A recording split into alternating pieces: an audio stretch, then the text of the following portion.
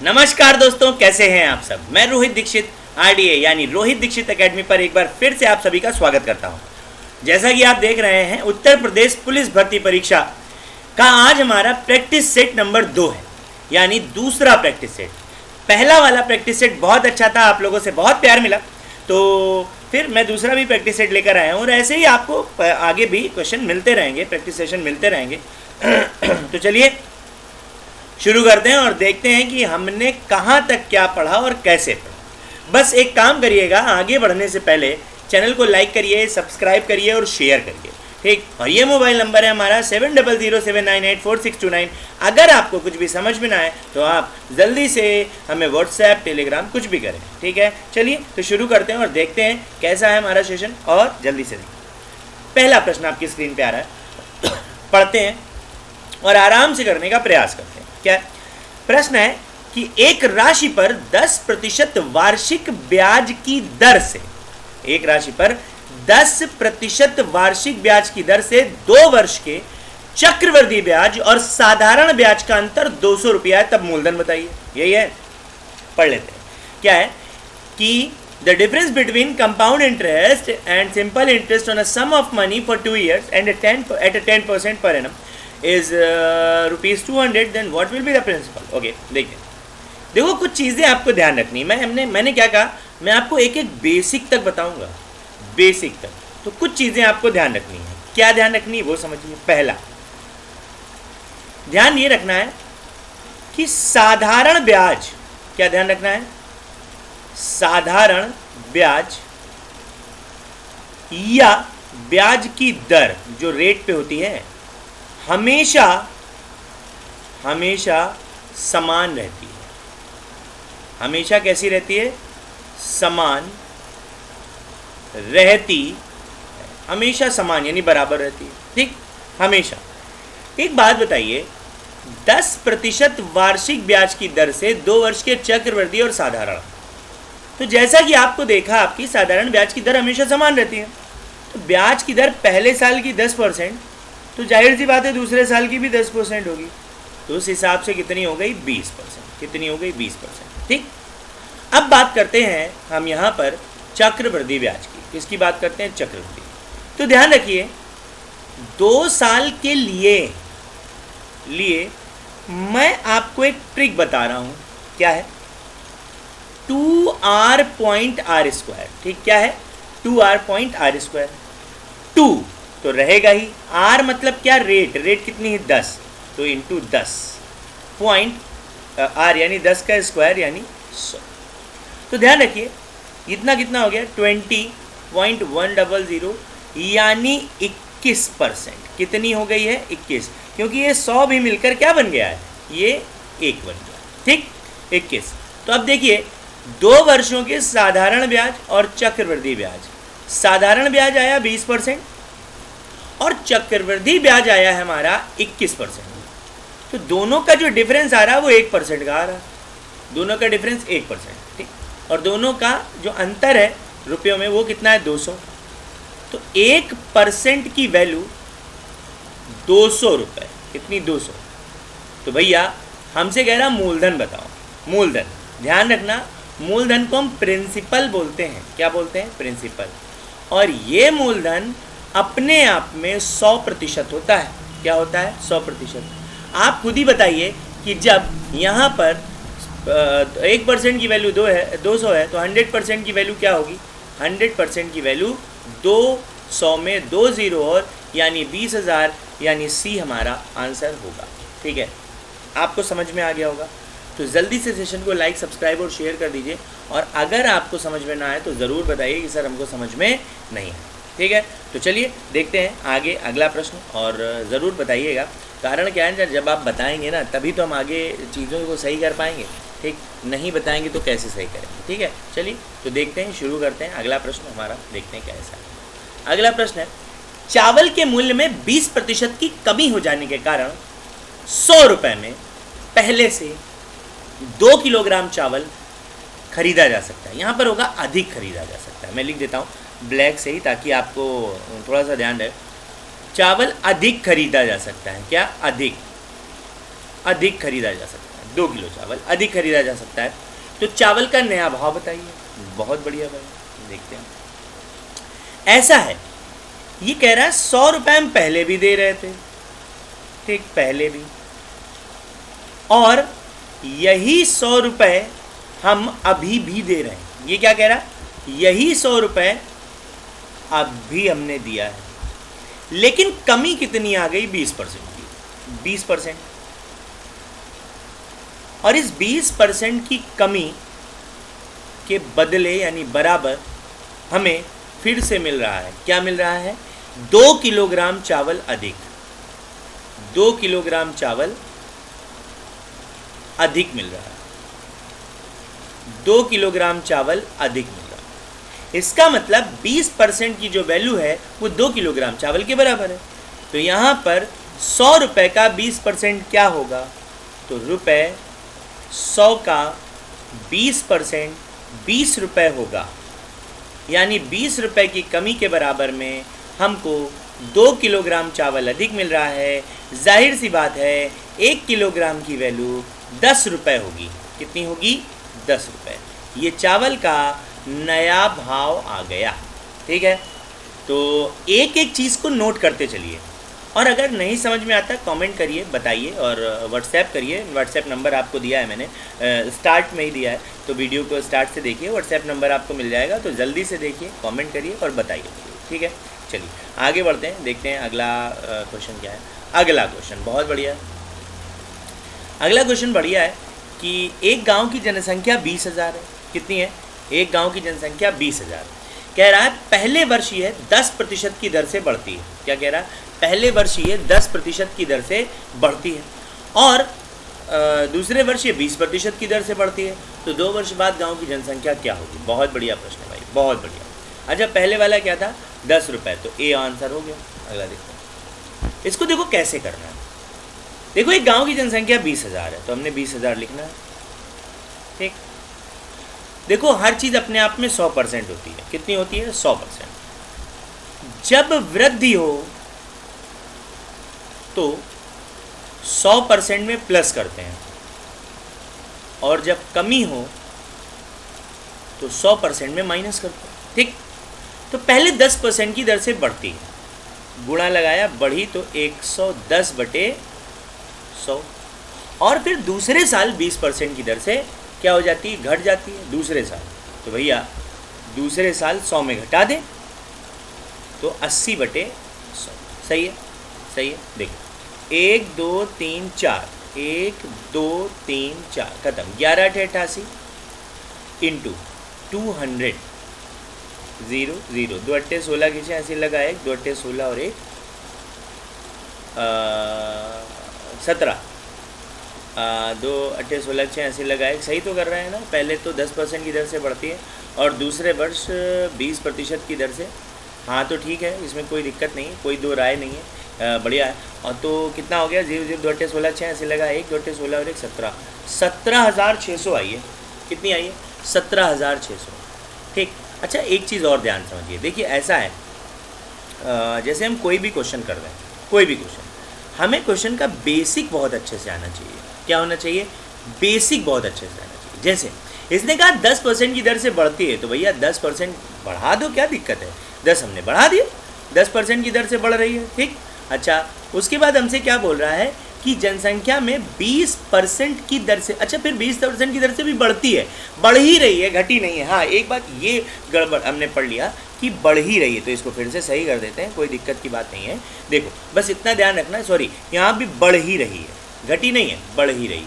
अच्छी बात है, बढ़ ही रही है, घटी नहीं है। देखिए यहाँ पर बढ़ ही रही है, घटी नहीं है, ठीक है। चलिए कोई बात नहीं, होता रहता है ये तो, ऐसे पढ़ लेते हैं। बस इतना ध्यान रखिएगा कि जब वृद्धि होगी, वृद्धि, तो 100% में प्लस करेंगे, और जब कमी होगी, कमी, तो 100% में माइनस करेंगे, ठीक है।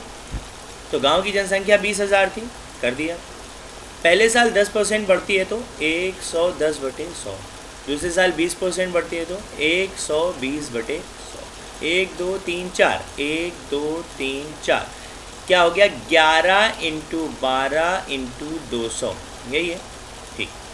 11 12 132 होता है। कितना होता है? क्योंकि 11 11 121 होता है, या 12 दाम 120, 120 में 12 जोड़ दो 132, तो फिर ये 132 इंटू 200 ये कर दिया। देखते हैं ज़रा, तो 0 0 2 दूनी 4, 13 दूनी 26,400 आ गया आंसर, यानी सी ऑप्शन।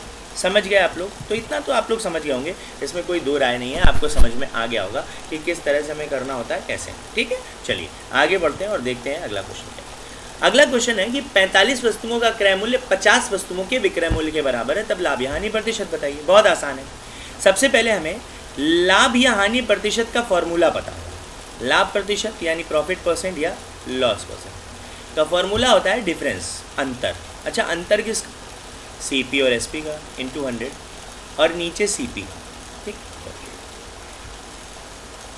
45 वस्तुओं का क्रय मूल्य बराबर है 50 वस्तुओं के विक्रय मूल्य के। ठीक, ऐसे ही लिखा है भैया, ये सीपी है और ये एसपी है।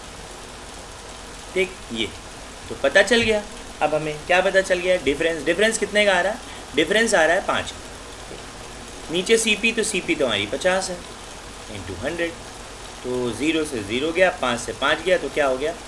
10%। लेकिन अब प्रॉफिट हो रहा है या लॉस? इससे ये पता चला कि सीपी हमारी 50 थी और एसपी हमारी कितनी है? एसपी हमारी 45। जाहिर सी बात है, 50 में खरीद के 45 में बेच रहे हैं तो लॉस ही हुआ होगा। तो आंसर आ गया 10% का लॉस। अगर दिया हो तो ठीक है, नहीं दिया है तो कोई बात ही नहीं। ठीक है, चलिए आगे बढ़ते हैं, देखते हैं अगला प्रश्न क्या है हमारा। गर्मी बहुत तेज़ है, कोई दिक्कत नहीं है। हमें लगता है थोड़ी सी रोशनी की कमी के कारण थोड़ा सा लाइट में चेंज आ रहा है, ऐसा कुछ लग रहा है ना। थोड़ा क्या चलती क्लास में उसको सही कर सकते हैं? लेकिन चलती क्लास में सही करेंगे तो फिर तुम लोग कहोगे कि सर चलती क्लास में सही कर रहे हैं। चलो देखते हैं, थोड़ा सा नज़दीक करके शायद थोड़ा बहुत सही हो जाए। ऐसे सही तो नहीं लग रहा है, लेकिन फिर भी कोई बात नहीं, थोड़ा बहुत चलता है, थोड़ा बहुत चलता है। देखते हैं, थोड़ा बहुत हम दिखाई दे रहे हैं, समझ सुनाई दे रहा है आपको, बस इतना होना चाहिए, दिखाई सुनाई देनी चाहिए, बस बात खत्म। ठीक है, चलो अगला देखते हैं प्रश्न। अगला प्रश्न है हमारा, एक आयताकार कमरा जिसका परिमाप 45 वर्ग मीटर है, कह रहा है इसकी ऊंचाई 5 मीटर है, तब इस आयताकार कमरे की चारों दीवारों का क्षेत्रफल होगा। ऐसा है, आयताकार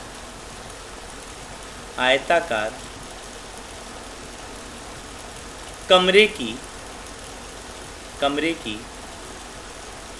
चारों दीवारों का क्षेत्रफल होता है 2L + B × H, जहाँ 2L + B ये होता है आयत का परिमाप और H होता है ऊंचाई। ये H क्या होता है? ऊंचाई। ठीक है, तो भैया परिमाप दिया है, कितना है? 45, और इसकी ऊंचाई 5 है, तो 5 हो गया, इंटू मल्टीप्लाई कर दिया, 5 5 25, 2 आया, 5 को 20 और 2 22, 225 आंसर आ गया 225 वर्ग मीटर। देखिए कितनी आसानी से हो गया, कोई दिक्कत समस्या परेशानी की बात हुई ही नहीं। अगला प्रश्न, लेकिन आगे बढ़ने से पहले चैनल को लाइक सब्सक्राइब शेयर करिए और लोगों तक पहुंचाइए। यूपी पुलिस की क्लास चल रही है भाई, यूपी पुलिस को 5 साल के बाद वैकेंसी आई है, तो भैया वैकेंसी का इंतज़ार था जिनको, तो आइए। एक वस्तु का क्रय मूल्य 420 रुपये है तथा इसे 5% के लाभ पर बेचा जाता है, तब इसका विक्रय मूल्य क्या होगा? बहुत बढ़िया, कह रहे हैं इसको 5% लाभ पर बेचा जाता है। देखो ऐसा है, पहली चीज़ बहुत ध्यान समझो, ऐसा है क्रय मूल्य मतलब सीपी, क्रय मूल्य मतलब सीपी, क्रय मूल्य में प्रॉफिट ऐड कर दो यानी लाभ ऐड कर देंगे। क्रय मूल्य में जब प्रॉफिट ऐड कर देंगे तो बन जाता है एसपी, तो बन जाता है विक्रय मूल्य, तो बन जाएगा विक्रय। ठीक, क्रय मूल्य कितना है? 420। अब इस पे हम क्या ले लें? इस पे हम 5% का प्रॉफिट ले लें, तो 420 का 5% निकालना है। देखते हैं भाई, निकाल देते हैं। ये देखो पॉइंट लगा दिया, 5 दूनी 10, 5 को 20 और 21 रुपये का प्रॉफिट हुआ है, 21, तो 21 का प्रॉफिट होगा, तो ये हो जाएगा 441 रुपये का विक्रय। ये आ गया, समझ गए? अगर ये भी ना कर पाना तो डायरेक्ट 420 का 105% निकाल दो, 105, तब भी आंसर ये आए। लेकिन समझने के लिए आना चाहिए कि लाभ हमेशा लाभ या हानि क्रय मूल्य पर होता है, तो क्रय मूल्य 420 था, उसी पे लाभ ले लिया।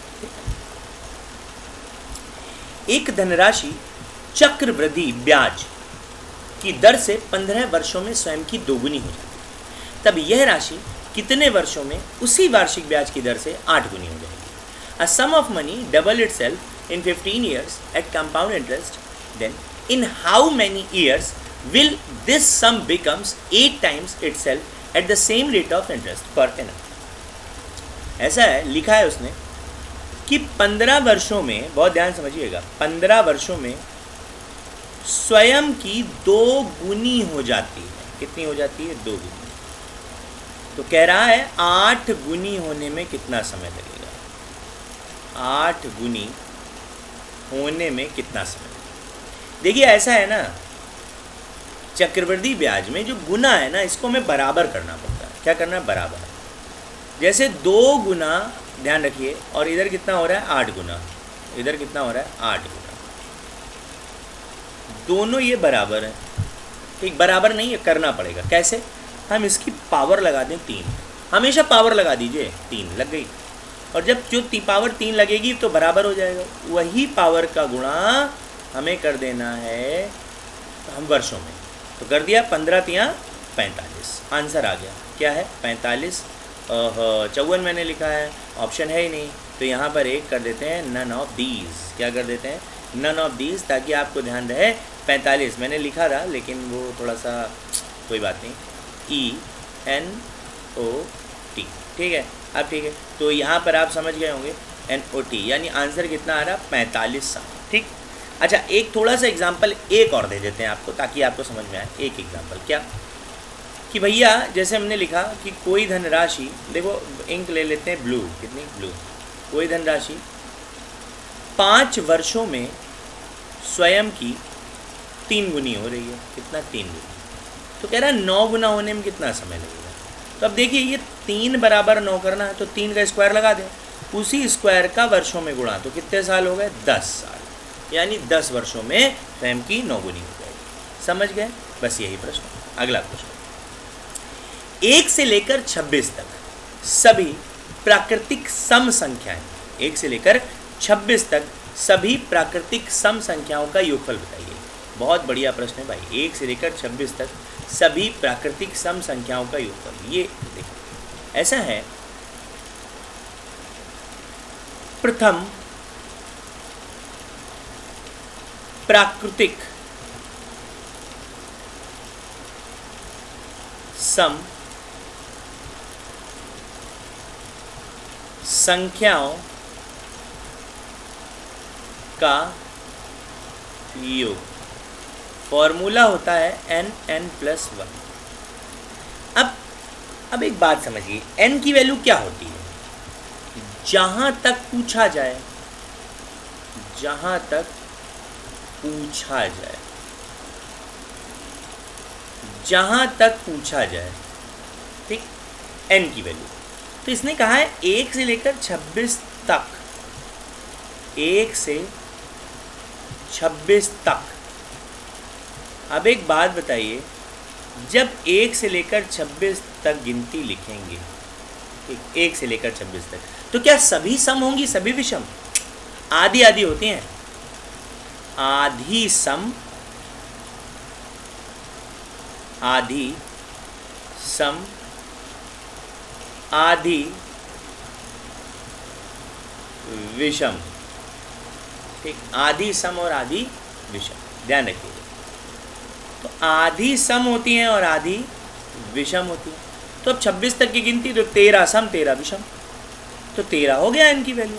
भाई 1 से 26 तक सभी प्राकृतिक संख्याओं में सम संख्याओं का 1 से 26 तक तो 13 ही होंगी। तो 13 और 1 14, तो 13 13 14 दाम 140, 14 3 42, 182 आ गया, आंसर आ गया। ये देखो सी आंसर आ गया। लेकिन फिर भी देख लेते हैं, 14 3 42 की 2 80 लगा 4, 14 1 कम 14 4 18। देखो आंसर आया, कोई दिक्कत नहीं, बड़े आराम से हमसे हो जाएगा, बड़े आराम से, कोई समस्या की बात नहीं। ठीक है, चलिए आगे देखते हैं जल्दी से। अगला प्रश्न लिखा है, एक नाव में 5 व्यक्ति बैठे हैं। कितने व्यक्ति बैठे हैं? एक नाव में 5 व्यक्ति बैठे हैं जिनका औसत वजन 35 किलोग्राम है। कितना है? 35। अगर नाव का भार भी शामिल कर लिया जाए तब औसत वजन 52 किलोग्राम हो जाता है। तब नाव का भार बताइए। कोई दिक्कत नहीं। देखो ऐसा है, समझिए, ऐसा है कि जैसे अगर हमें संख्या पता हो, संख्या, तो इसमें हम गुणा कर देंगे औसत का, इसका औसत का, तो योग निकल आता है। क्या निकल आता है? योग निकल आएगा। ठीक, अब देखो ज़रा संख्या। सबसे पहले कितने व्यक्ति हैं? पहले 5 5 5 और औसत कितना है? 35। तो देखते हैं योग कितना हो रहा है। 55 25 की 5 यहाँ से लगा 2 और 5 दिया 15 और 2 17, तो 175। ठीक, कह रहा है अगर नाव का भार भी शामिल कर लें तो अब 5 लोग नहीं, अब तो 6 मान लो ना, नाव भी जुड़ गई, तो औसत वजन 52 हो जाता है। 52 देखते हैं। 6 दूनी 12 की 2, यहाँ से लगा 1 और 6 बचा 30 और 1 31। ठीक, अब देखिए इतना आ गया। जब नाव और प्लस 5 लोग थे तो वजन था 312 kg, लेकिन जब केवल 5 लोग थे तो वजन था 175। तो अगर हम ये माइनस कर दें 5 लोगों को तो जो बचेगा वो किसका वजन होगा? नाव का। देखते हैं। सबसे पहले देखते हैं 12 में 5 गया तो 7 बचेगा। कितना बचेगा? 12 में 5 गया तो 7। बहुत ध्यान समझिए, 12 में 5 गया तो 7 बचेगा। अच्छा, ये प्रश्न ऐसा है ना, हम आपको बताएं, ये प्रश्न ऐसा है, मतलब आप इसको अगर देखें तो ओरली भी कर सकते हैं। कैसे कर सकते हैं? ओरली भी कर सकते हैं, कोई दो राय नहीं इसमें। ओरली क्या वीडियो चला गया मेरा? अभी आ गया? हाँ, ओरली भी कर सकते हैं। ठीक है, देखते हैं। तो 12 में 5 गया तो 7 बचा, तो इधर क्या बचेगा भाई? 1 हासिल लिया था तो 11 फिर इधर चला गया, 10 में 7 गया तो 3 और 2 में 1 गया तो 1, 137 किलोग्राम आंसर आ गया। खत्म। ठीक है, देखिए मेरे चेहरे पे तो नहीं आ रहा, नहीं मेरे चेहरे पे नहीं। ओके, आगे देखते हैं अगला प्रश्न। 3 संख्याओं का अनुपात 3:4:5 है और उनका एलसीएम 20 है, 120, तब सभी संख्याएं बताइए। The ratio of 3 numbers is 3:4:5 and their LCM is LCM 5th, क्या लिख दिया मैंने? Sorry, and there LCM is 120। ऐसे देखिएगा, इसको छोड़ दो, म्यूजिकल स्केल इसको छोड़ दो, पता नहीं क्या लिख गया। तो then find the number separately. तो गिनते ऐसा है, जब कभी LCM दे तो LCM को LCM से ही डिवाइड कर दो। बहुत ध्यान समझना। जब कभी SCF दे तो SCF को SCF से ही डिवाइड कर दो। बहुत ध्यान समझो, समझ लो। ठीक, LCM को LCM से, SCF को SCF से। तो यहाँ पर LCM दिया है 120, तो इनका भी LCM क्या होगा? LCM होगा 60। 60 से डिवाइड कर दो, कितना आ गया? 2। कितना आ गया? 2। और इस 2 का गुणा पहली बार हमने किया 3 में, तो कितनी आ गई संख्या? 6। फिर गुणा करेंगे 4 में तो 8, फिर गुणा करेंगे 5 में तो कितना आ गया? 10। तो 6 8 10 आंसर आपके 7। अब इनका LCM 120 आ जाएगा और अनुपात देख ही रहे हैं। ठीक है, तो 2 3 6 2 4 8 2 5 10। ठीक, चलिए अगला देखते हैं। एक बस की गति 72 किलोमीटर प्रति घंटा है, कह रहा, तो बस द्वारा 5 सेकंड में तय की गई दूरी बताओ। बहुत बढ़िया भाई, 72 किलोमीटर प्रति घंटा है, 5 सेकंड में तय की गई दूरी। ऐसा है, पहले हम इसको बदलेंगे मीटर प्रति सेकंड में। ठीक है, तो चाल को किलोमीटर पर आवर से मीटर में बदलने के लिए 5/18 से गुणा करते हैं तो चाल मीटर प्रति सेकंड हो जाती है। कैसी हो जाती? मीटर प्रति सेकंड, यानी 1 सेकंड। तो 72 किलोमीटर प्रति घंटे की चाल से चलने वाली कार बस को अगर हम मीटर पर सेकंड में बदलें तो 5/18 चौको 72, कितना आ गया? 20। यानी 1 सेकंड में 20 मीटर जा रही, तो 5 सेकंड में कितनी दूर जाएगी? 5 सेकेंड में 100 मीटर जाएगी। कितना जाएगी? 100 मीटर। आंसर आपका सी। समझ गए आप लोग? तो बस आज का सेशन यहीं तक रखते हैं और आप बताइएगा कि आपको ये सेशन लगा कैसा, और जल्दी से सेशन को लाइक सब्सक्राइब शेयर करिए। और एक चीज़ बहुत ध्यान रखिए, देखिए आपको ये बताना है सेशन लगा कैसा है, कमेंट करते जाइए। दूसरी बात, अगर आप कमेंट करते रहेंगे, मैसेज करते रहेंगे, तो पता है इससे क्या होगा, मोटिवेट हम ही लोग होते हैं, तो और भी चीज़ें आपको मिलेंगी। तो जल्दी सेशन को लाइक सब्सक्राइब शेयर करिए। मिलते हैं अगले वीडियो में, तब तक के लिए थैंक यू, नमस्कार, गुड नाइट, जय श्री राम।